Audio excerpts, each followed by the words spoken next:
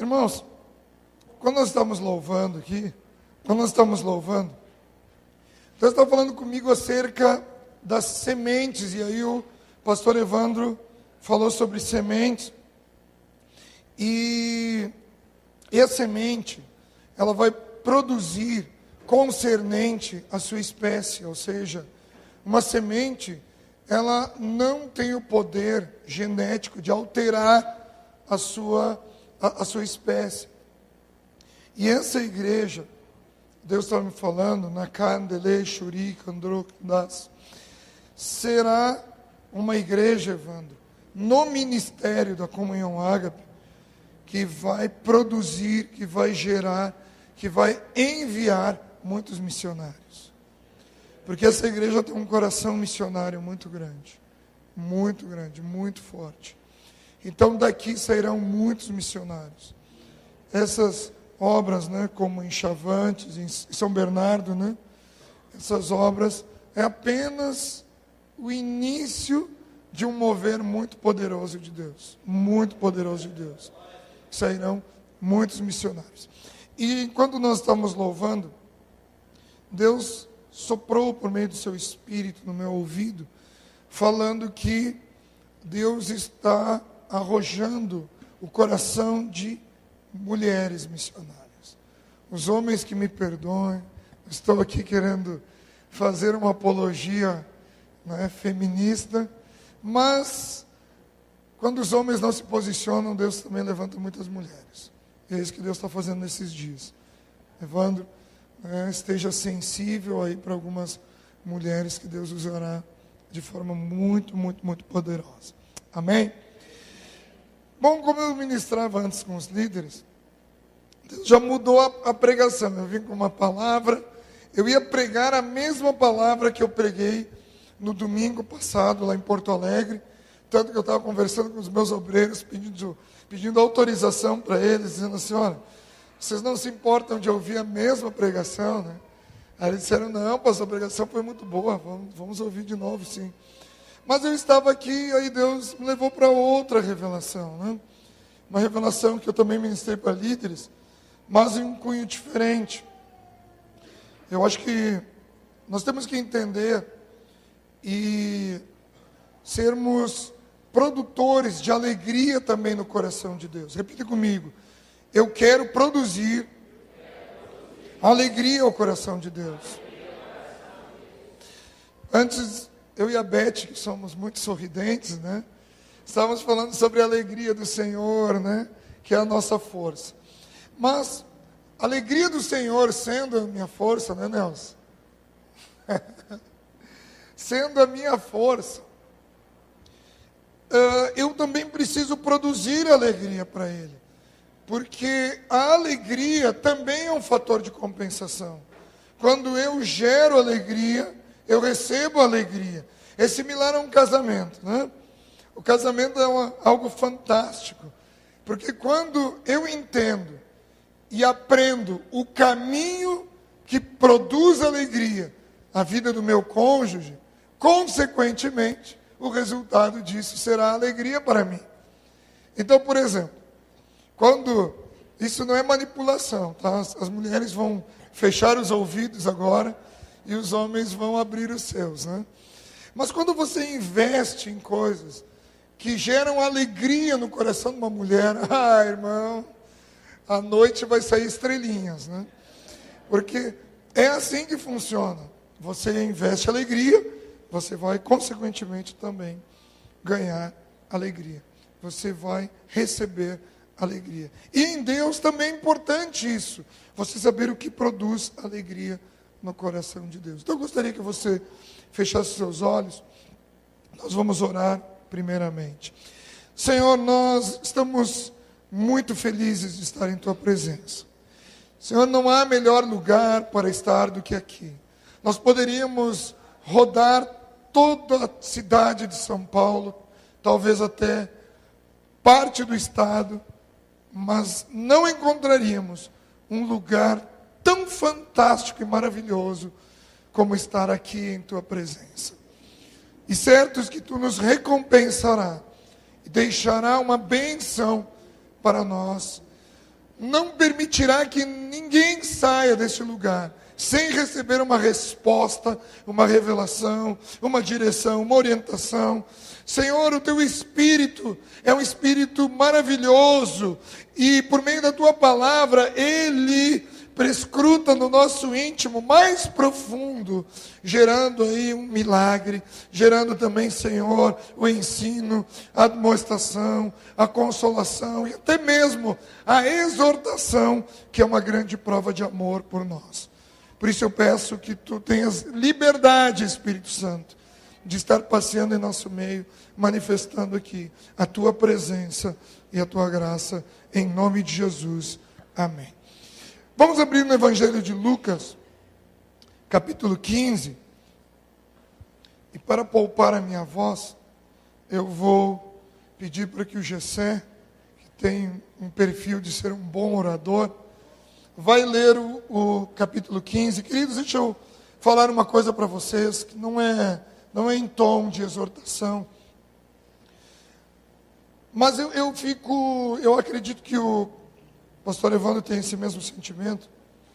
Mas eu fico assim, um pouco saudosista. Porque eu fui criado com boas leituras da Bíblia. Eu fui criado, né, em uma igreja, que eu não gosto de citar o nome, eu vou dar dica para vocês. Começa com Bá e termina com Tista. Mas eu fui criado em uma igreja, em tempos onde a Bíblia era muito lida. E hoje eu fico assim, preocupado, como se lê pouco a Bíblia em cultos, em reuniões, né? Então parece que se, né, desvenda um grande mistério, então pega a partícula de um versículo e constrói uma pregação maravilhosa, e obviamente sempre que é pregado é maravilhosa mesmo.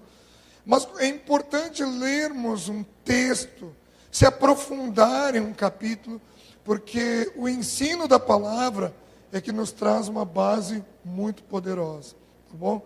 Então nós vamos ler o capítulo 15 do Evangelho de Lucas. Eu vou pedir para que o Gessé faça essa leitura toda do capítulo 15, toda até o final. Chegaram-se a ele todos os publicanos e pecadores para ouvir. E os fariseus e os escribas murmuraram, dizendo: Este recebe pecadores e come com eles. E ele lhes propôs essa parábola, dizendo: Que homem dentre vós, tendo 100 ovelhas, e perdendo uma delas, não deixa no deserto as 99, e vai após a perdida, até que venha a achá-la? E achando, põe sobre os seus ombros, jubiloso.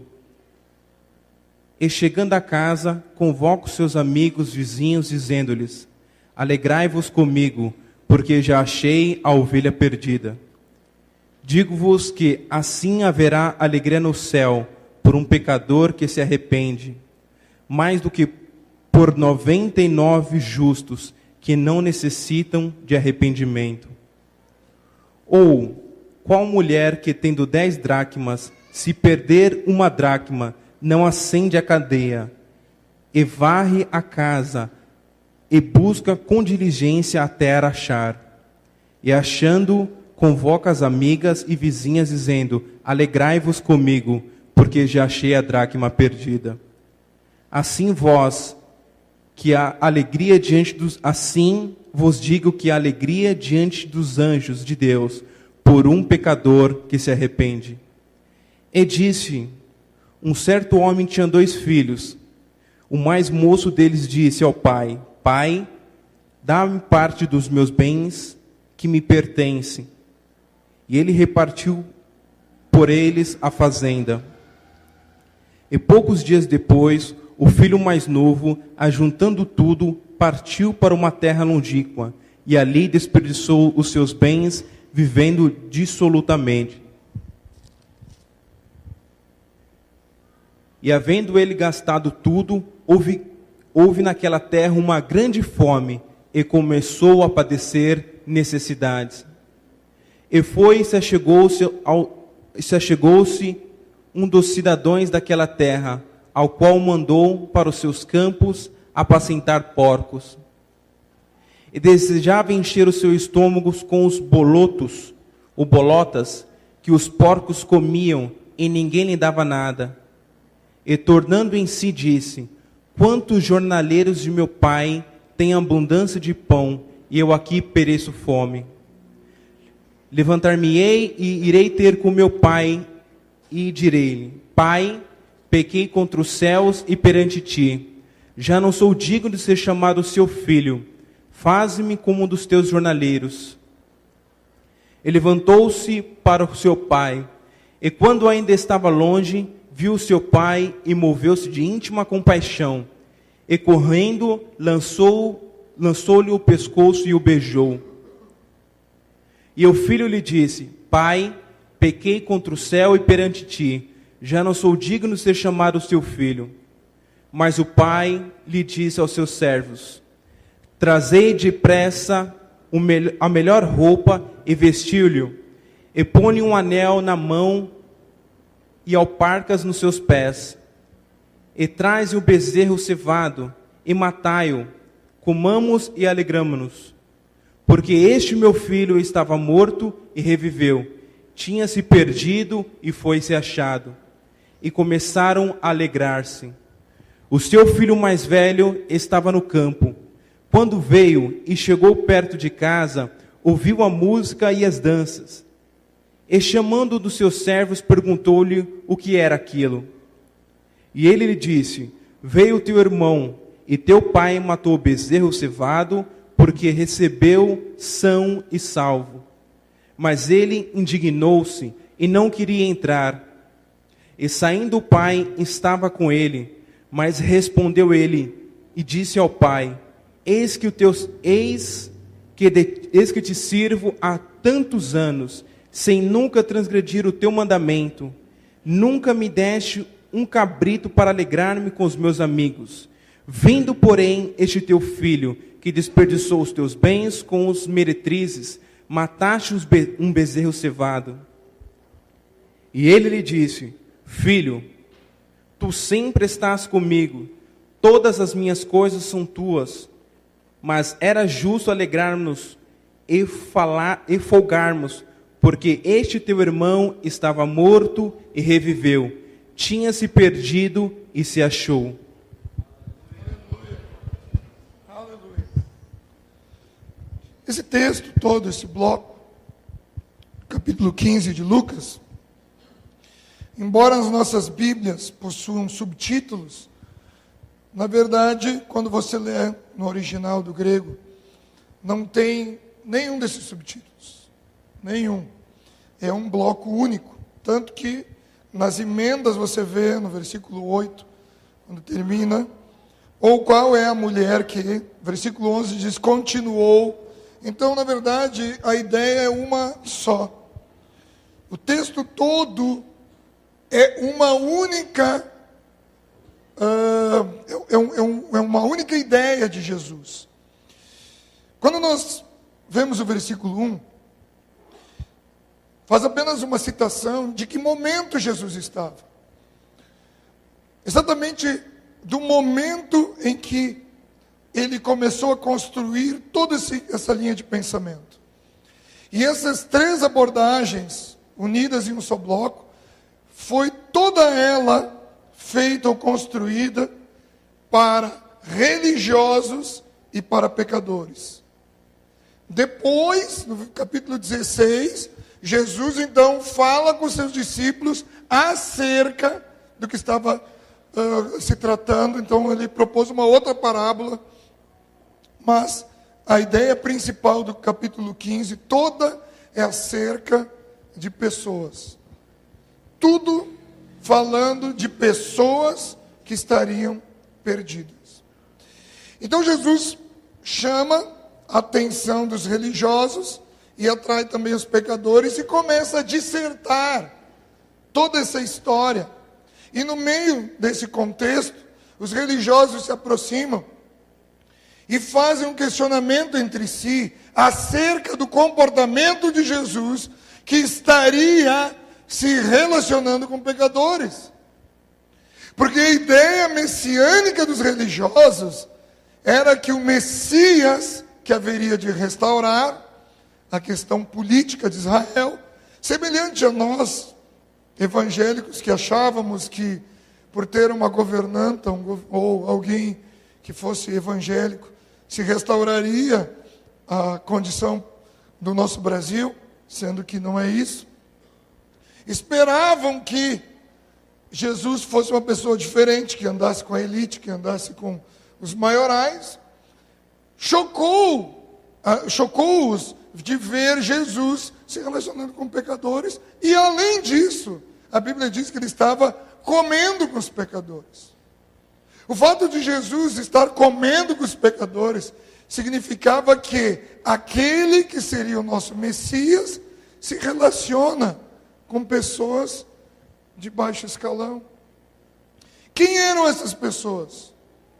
Eram prostitutas, eram pobres, andarilhos, pessoas de baixo escalão mesmo.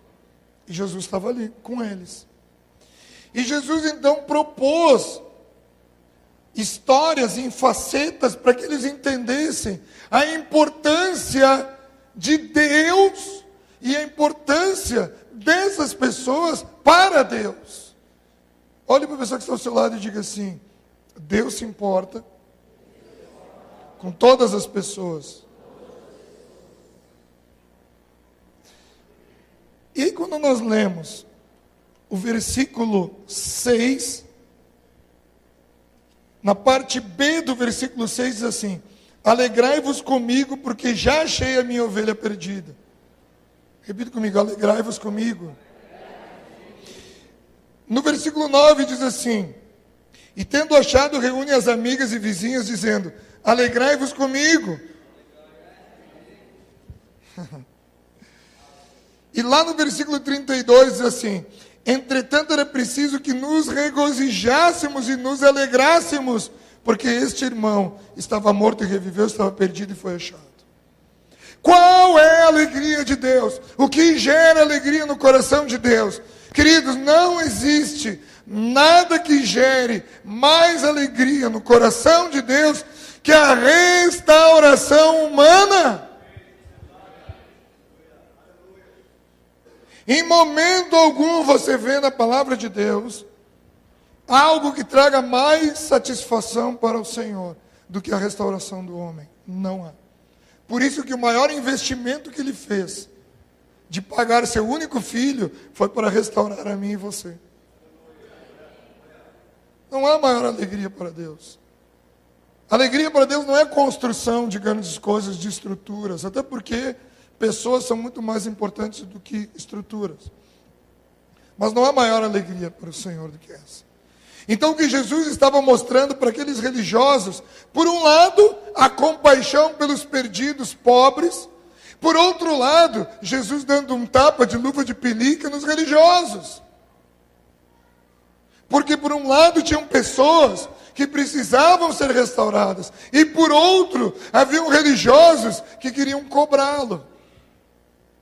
Então Jesus, na sua grande sabedoria, construiu um sermão onde elevou aqueles que queriam a sua presença e deu, vamos dizer, uma boa surra naqueles que queriam exigir dele ou cobrar dele da sua postura.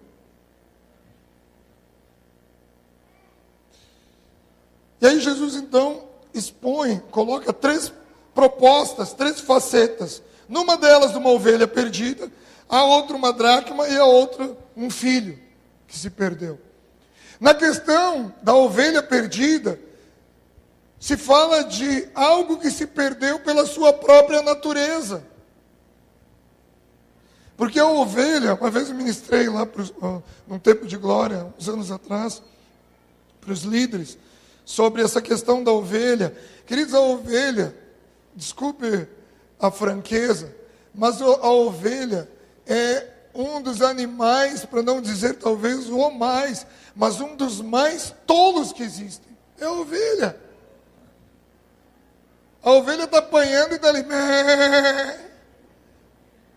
O cara está tosqueando ela, tirando a lã, e ela. A ovelha não sabe nem andar de marcha ré, para você ter uma ideia. É verdade. Quando eu me lembro que eu cresci, a minha mãe tinha uma livraria evangélica, então tinha aqueles quadros da ovelha perdida, onde estava lá a ovelhinha descendo o peral e o pastor com o cajado aqui puxando ela. E talvez ninguém nunca percebeu, lá bem no canto do quadro, tem a expressão das trevas com Satanás querendo tragar a ovelha. Porque a ovelha está indo para o abismo e não está percebendo. Ela está indo, vai cair, está indo. Parece certos membros que existem por aí, que tem só lá no Rio Grande do Sul, que o pastor está dizendo, cara, vai cair. Não. E o pastor está dizendo, nem marcha reto tem.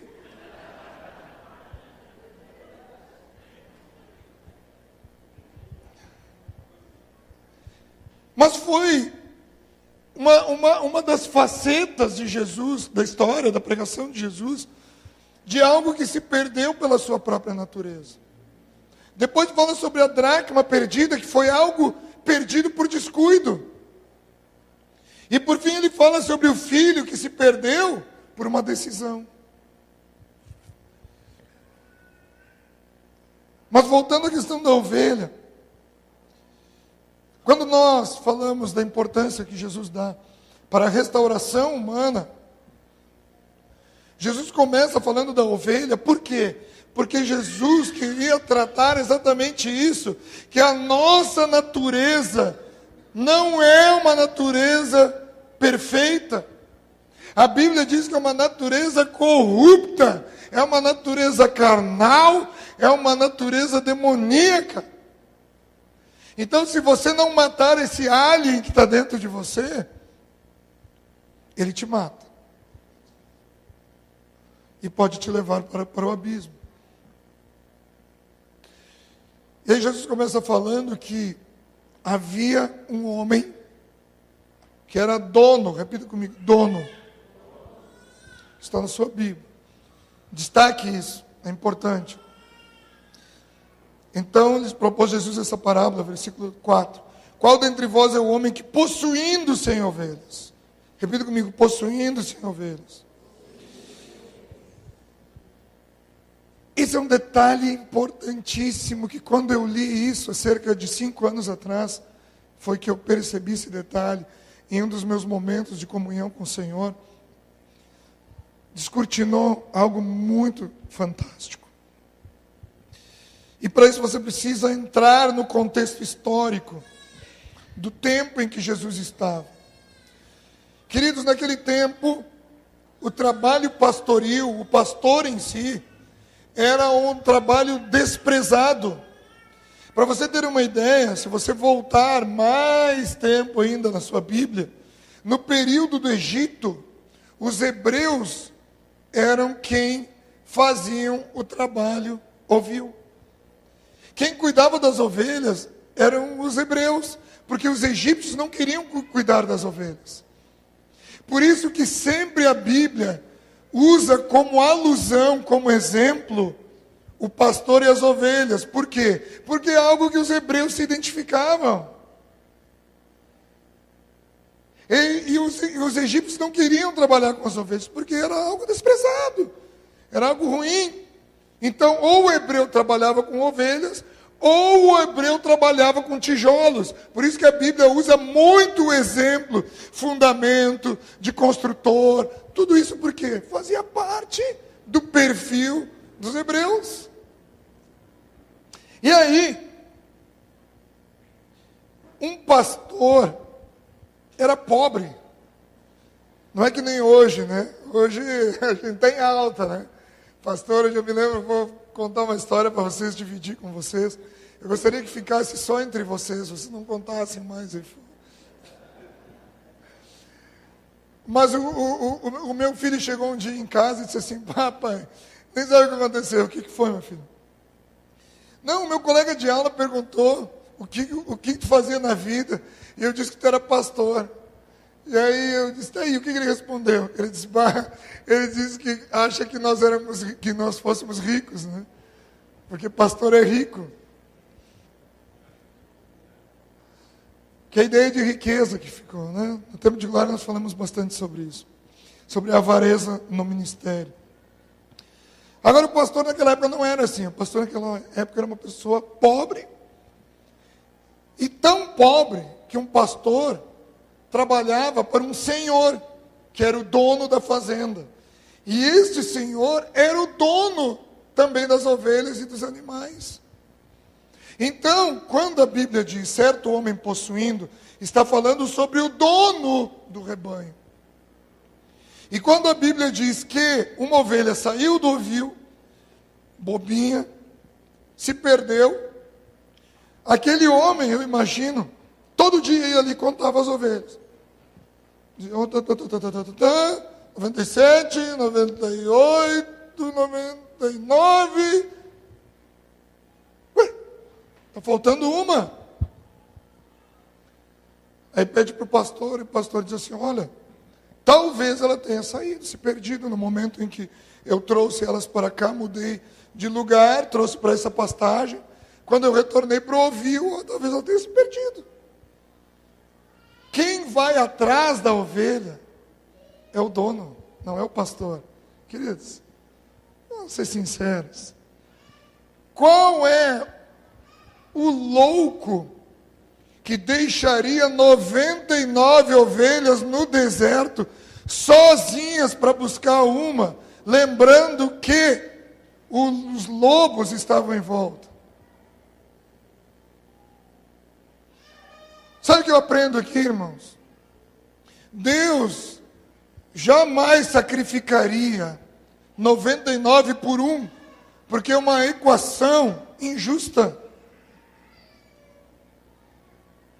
Por isso que a história aqui, Evandro, não é que o pastor deixou 99 ovelhas e foi atrás de uma. A história é que o dono das ovelhas foi atrás dessa uma perdida, enquanto o pastor ficou ali cuidando.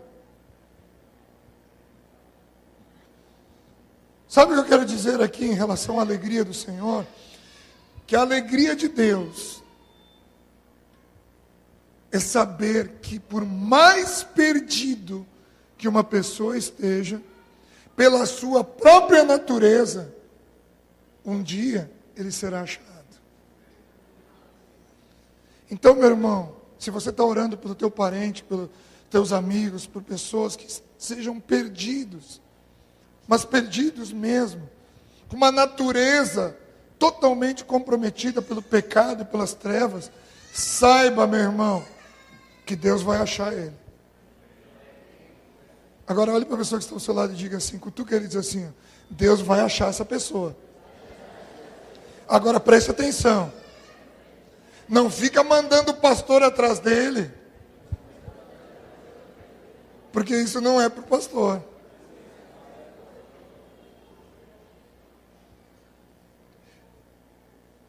Isso não é para o pastor. Eu não estou dizendo que pastor não ganha, não frutifica, não ganha almas. Eu estou dizendo, irmãos, que o trabalho de um pastor é pastorear, é cuidar das ovelhas. Agora o dono vai atrás.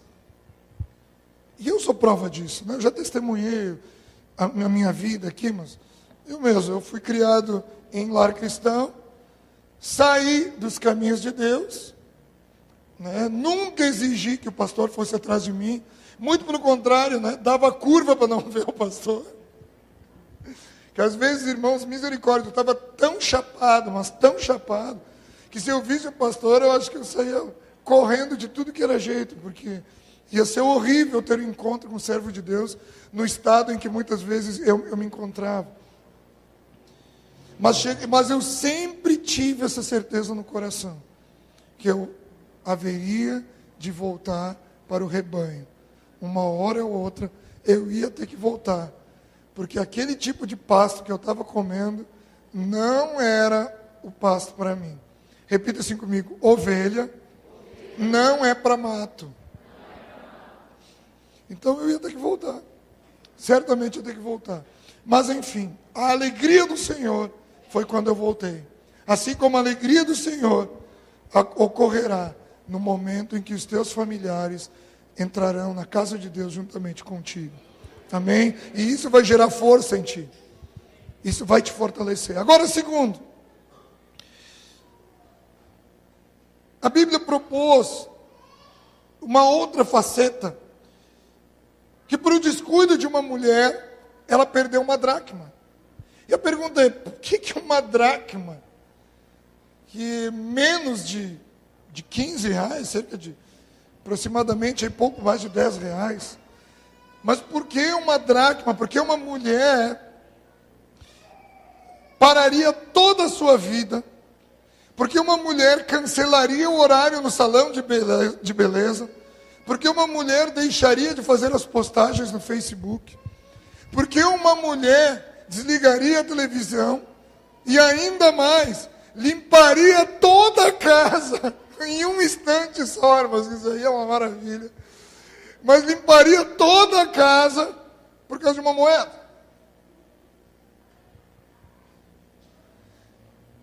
E eu vou explicar para você.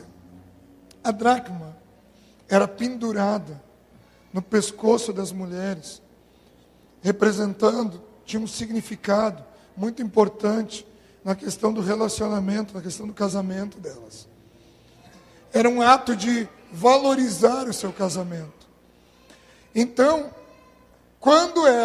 a Bíblia diz que quando ela achou a dracma, ela chamou quem? Chamou as amigas. Isso significa, Evandro, que o marido não estava em casa, porque tem coisa que o marido detesta. É chegar em casa com um bando de mulher em casa. O marido não estava em casa. Ela tinha que encontrar essa dracma antes que o marido chegasse. Antes que o seu noivo chegasse. Tem gente que já pegou a revelação antes da conclusão. Olhe para a pessoa que está ao seu lado e diga assim: por isso que Jesus disse que nós devemos fazer a obra dele antes que anoiteça. Porque a noite vem onde não se pode trabalhar. Isso significa, irmãos, que nós temos tempo para recuperar aquilo que foi perdido por descuido. Isso significa, irmãos, que a multiplicação de almas também tem tempo. Por isso que o que você pode fazer hoje, faça enquanto há tempo. Porque a Bíblia diz que ele virá como um ladrão, e ladrão não avisa quando vem. Se você tem que falar de Jesus para o teu vizinho, se você precisa falar de Jesus para o teu amigo, para o teu parente, seja lá para quem for, se o papagaio está quase se convertendo, dá um jeito, irmão. Corre enquanto há tempo. Porque quando a autoridade da casa voltar para buscar a sua escolhida, ela tem que estar com a dracma no pescoço. Deus está falando com alguém aqui nessa manhã? Isso é responsabilidade nossa. A nossa responsabilidade não é construir grandes templos. A nossa responsabilidade é salvar a alma enquanto há tempo. É isso que ele nos ensina. Só que para achar algo que está perdido, eu tenho que parar tudo o que eu estou fazendo e dar atenção a esse propósito e começar varrendo a casa. Quando a Bíblia diz que o juízo dele começa pela casa, irmãos, toda vez que eu chego, tem dias, irmãos, quando chega nessas passagens, eu até passo rápido, assim, de Deus, hoje eu vou ter que me consertar, porque está muito pesado esse negócio aí. Mas todos esses textos pesados da Bíblia é para gerar temor no coração da igreja. E um dos melhores conceitos de temor é levar Deus a sério. E isso é muito sério. Na minha adolescência, ou no período em que eu era junior, tinha lá meus 10, 11 anos de idade. Isso não faz muito tempo. Eu me lembro que os meus pais eram de poucas palavras na advertência. Era impressionante, irmãos, porque os olhos dos meus pais eram muito bonitos. Porque bastava eles olhar, eu já sabia o que era, né? Estava tudo escrito nos olhos deles. Então, tinha momentos que nós visitávamos a casa de outras pessoas, e eu era uma criança muito calma, muito tranquila.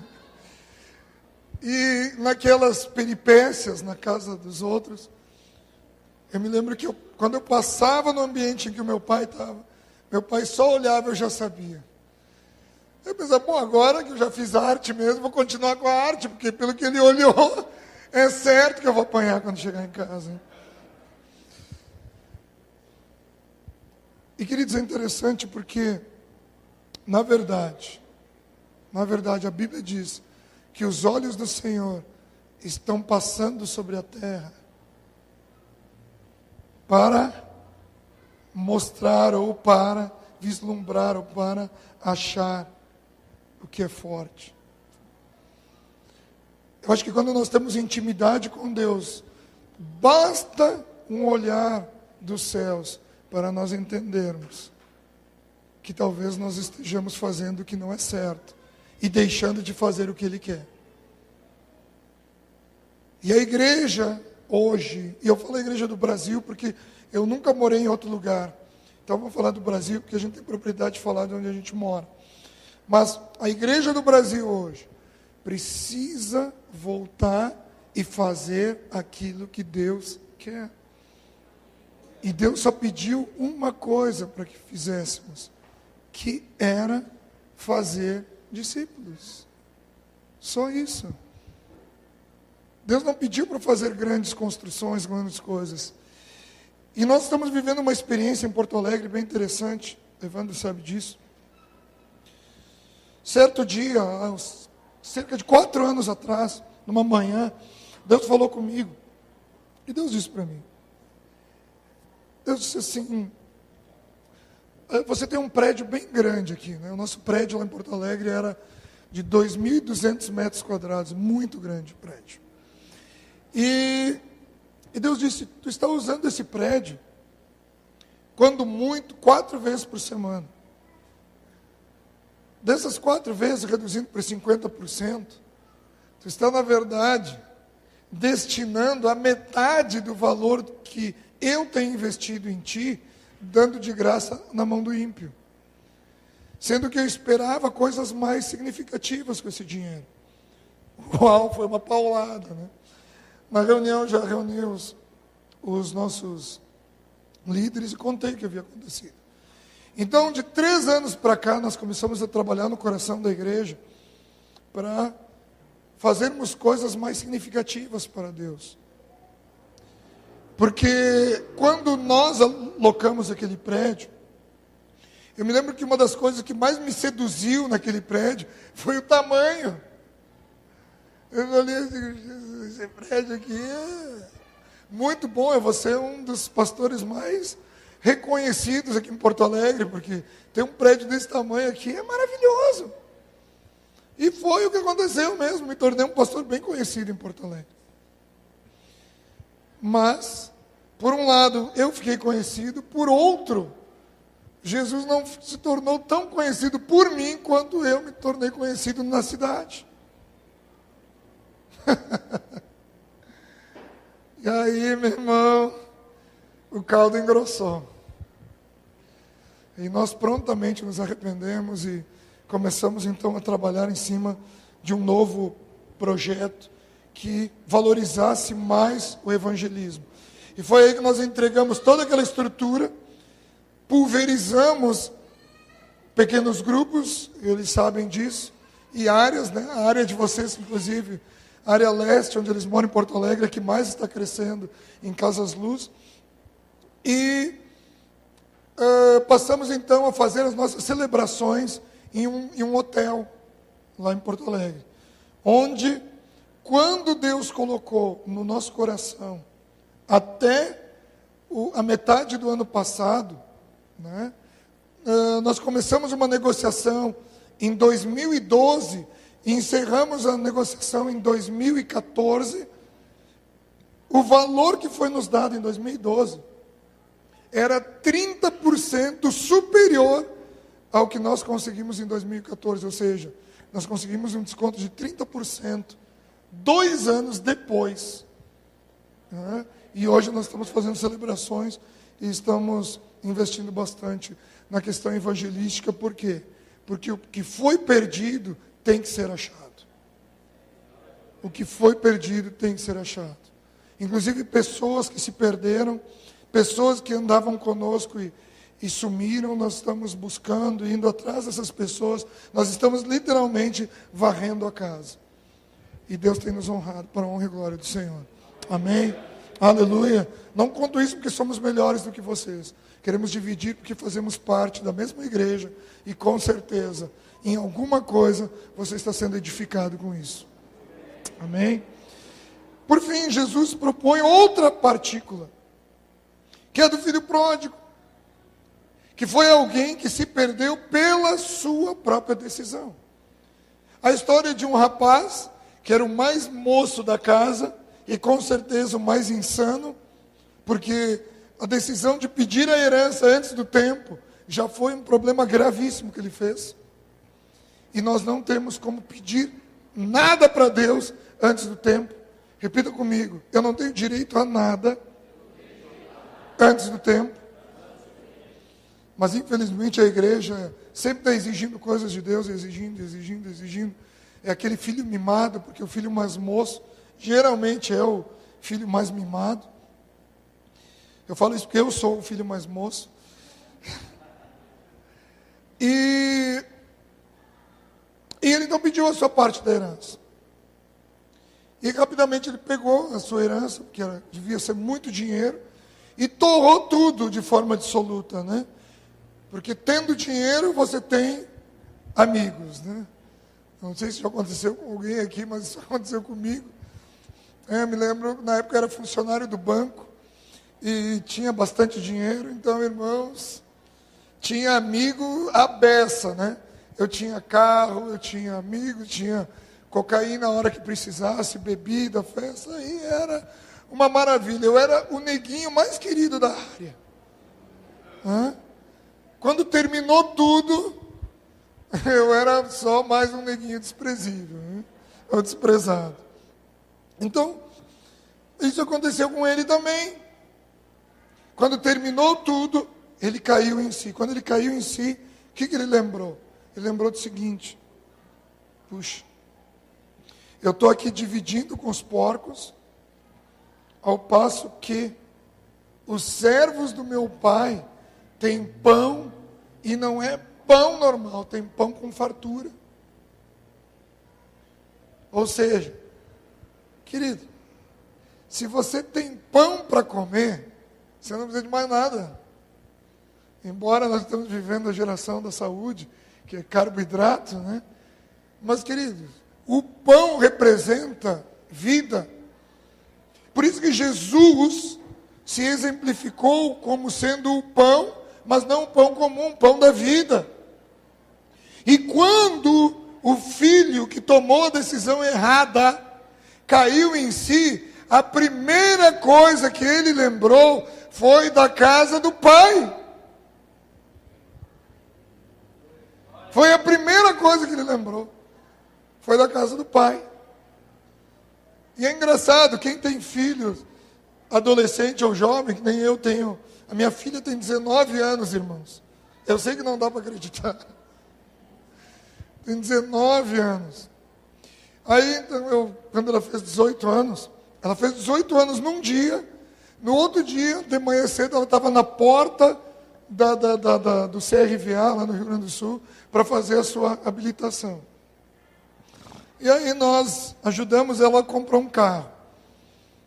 Só que o que aconteceu? Um dia ela foi com uma amiga dela, resolveram passar um dia em um sítio, e aí tocou o telefone, e ela, uma voz já estranha, que é coisa que pai conhece, né? Pai, o que foi, Raquel? Ah, pai, o carro quebrou aqui. Então é impressionante, né? Dá um problema com o filho, é o pai. Né? Já liga para o pai. Pai, deu treta aqui, deu problema, pai. E nós somos assim. Nós somos prontos para se afastar, mas rápidos em voltar para o pai. E isso é bom. Parece algo chato de falar, mas é bom. Porque enquanto eu reconheço quem é o meu pai, é sinal que eu ainda não perdi a minha identidade como filho. E aí, quando ele caiu em si, ele disse, puxa, os servos do meu pai têm pão com fartura, e eu aqui. Por que ele disse eu aqui? Porque naquela hora, irmãos, quando ele caiu em si, ele lembrou que ele não só era filho, como também ele era herdeiro. Ele lembrou que ele era herdeiro. E quando ele lembrou que ele era herdeiro, ele se comparou com os servos do seu pai. E quando ele se comparou com os servos do seu pai, o processo de arrependimento genuíno dele fez com que ele se humilhasse, porque não existe arrependimento sem humilhação. Não existe. Não existe arrependimento sem humilhação. Quando uma pessoa diz que se arrepende, mas vem de forma altiva, significa que ela não se arrependeu, ela apenas está com remorso.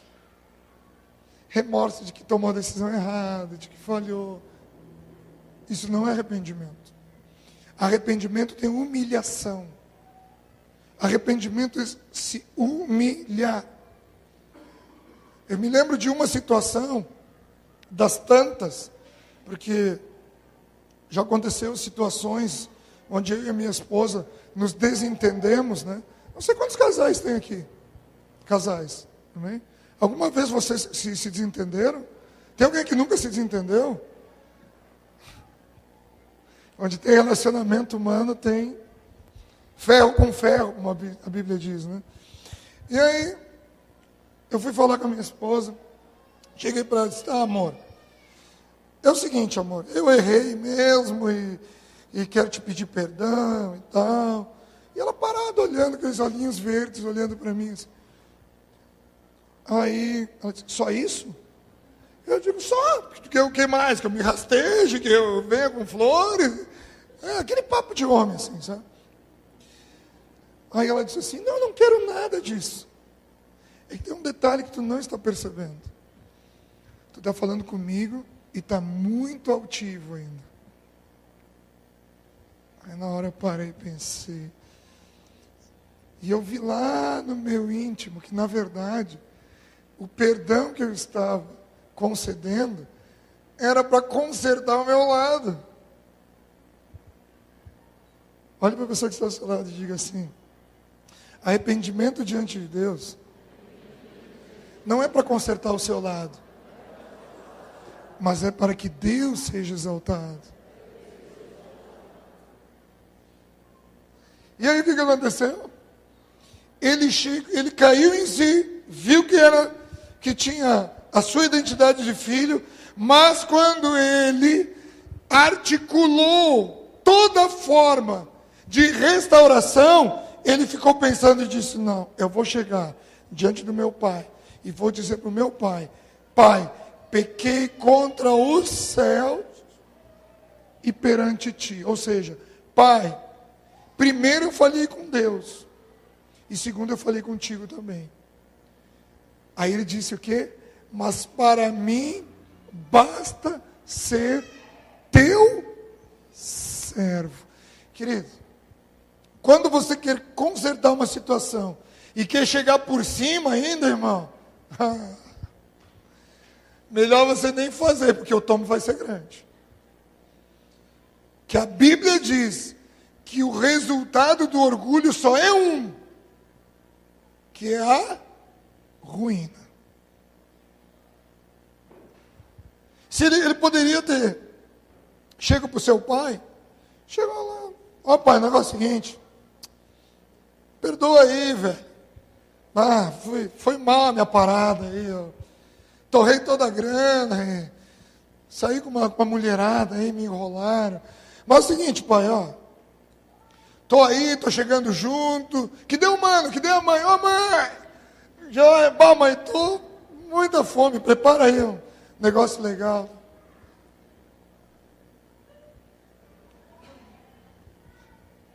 Ele pediu perdão, né? Mas continuaria por cima.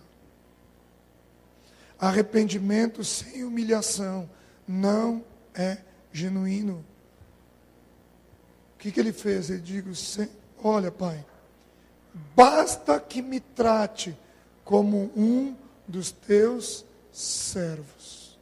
Sabe, irmãos, toda vez que eu leio essa história aqui, eu fico pensando a importância da fase da vida daquele rapaz que ele passou.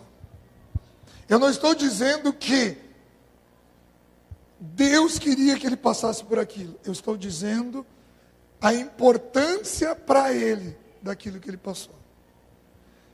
Irmãos. Tem um ditado lá no Rio Grande do Sul, um adágio, que diz que quem bate esquece, mas quem apanha não esquece. E é assim.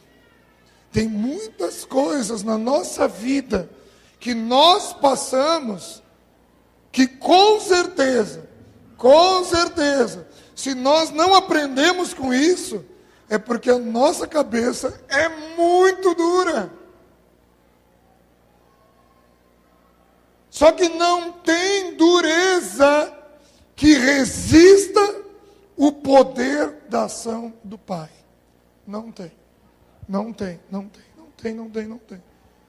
Por isso, por mais duro que seja o coração da pessoa que você está orando, por mais duro que seja o coração dos teus parentes, ou por mais duro que seja até mesmo o seu coração, saiba que chegará uma hora, irmão, que você vai cair em si. Só que o que me preocupa é o processo que levará a isso. Agora, disso a gente não esquece. Não esquecemos mesmo. E aí a Bíblia diz que quando esse filho articulou tudo como ele haveria de fazer, ele foi para casa. Ele voltou para a casa do pai. E quando ele está voltando para a casa do pai, o pai dele avistou ao longe o filho voltando, porque pai conhece filho. Pai conhece filho. Eu vou repetir. Pai conhece filho. Pode olhar ao longe. Chamar um servo. Só um pouquinho. Não é o Daniel que está voltando lá. Aí o servo olha que, não, senhor. Deve ser um homem errante qualquer. E o pai olha de novo e diz assim, não. Eu conheço meu filho. É ele que está vindo. E aí o pai começou, é ele. E foi correndo ao encontro do seu filho. E quando ele chegou diante do seu filho, ele abraçou e beijou o seu filho. Agora, irmãos, pensa alguém que estava comendo com porco o estado que estava. Eu me lembro quando eu tentava jogar bola com o Micael, que o Micael joga muito bem futebol, né? Aí as mulheres iam junto, nós tínhamos um grupo lá na igreja, nós jogávamos futebol toda semana, e as esposas ficavam de fora torcendo, né? E aí quando terminava o jogo, eu ia abraçar minha esposa, ela sai, não. Eu dizia, amor, tu não me ama mais? Ela dizia, para tanto assim, acho que não.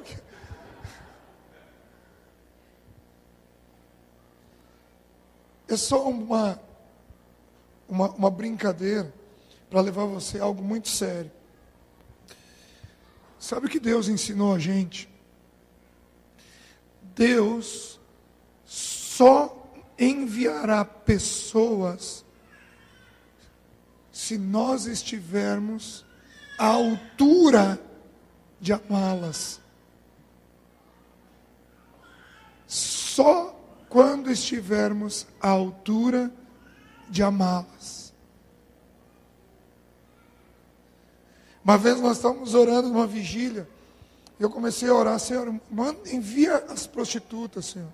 Envia as prostitutas. E nós estávamos numa área onde a prostituição era muito grande. E aí veio no meu ouvido como um sopro. E me fez uma pergunta: como você as receberá?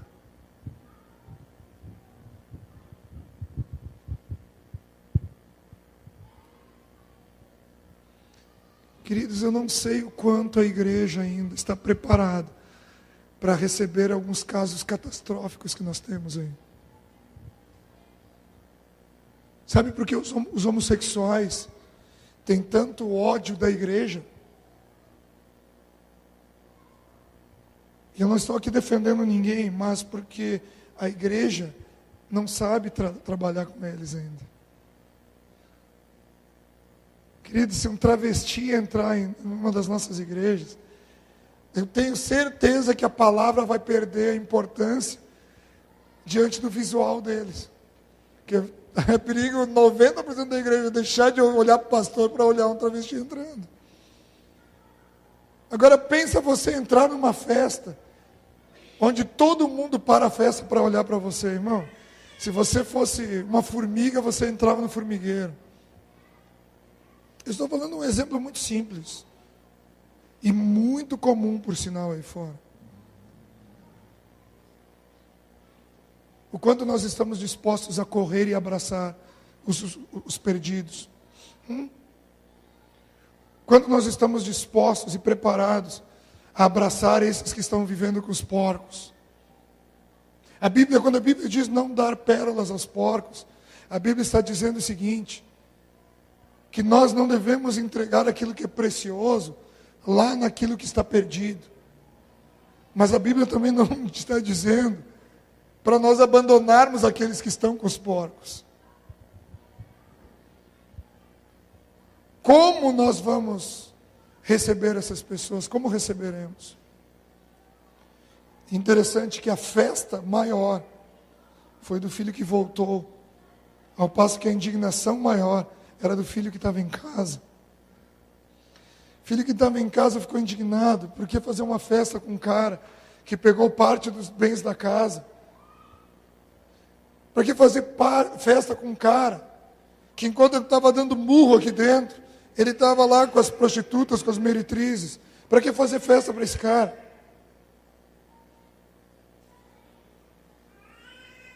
Aí quando ele questiona o pai, eu ouvi uma das respostas mais lindas da Bíblia. Uma das respostas mais lindas da Bíblia. O pai ouviu toda a argumentação daquele filho indignado. O pai ouviu toda a argumentação daquele filho, toda. Deixou ele falar. Aí depois o pai, com certeza com aquele olhar de amor, disse: filho,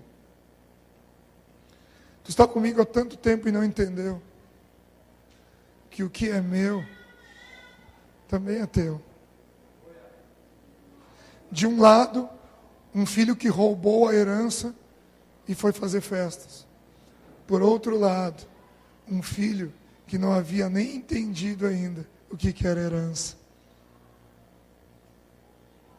Restauração humana é fora e dentro de casa. E é exatamente isso que Deus quer fazer nesses dias na igreja. Se queremos alegrar o coração de Deus, vamos começar a fazer aquilo que realmente alegra Ele. Vamos nos colocar em pé.